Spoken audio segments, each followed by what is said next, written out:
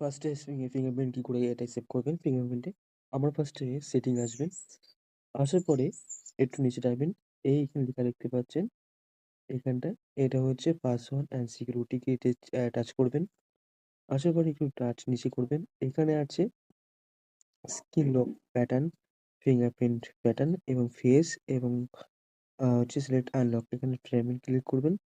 এখানে ক্লিক করার পর আপনার পাসওয়ার্ডটা শো করবে। সেটা আপনি যখন ফিঙ্গারপ্রিন্ট ইউজ করছেন সেটাকে একটা শো করবে।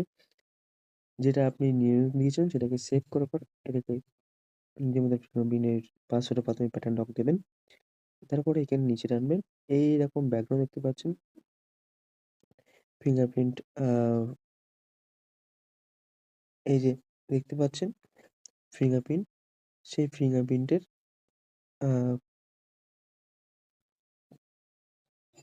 অ্যাড ফিঙ্গারপ্রিন্ট দেখতে পাচ্ছেন নিচেই। এটাকে একদম টিচ করবেন। মানে ক্লিক করবেন। এদিকে নিচেই আপনাকে তো এই যে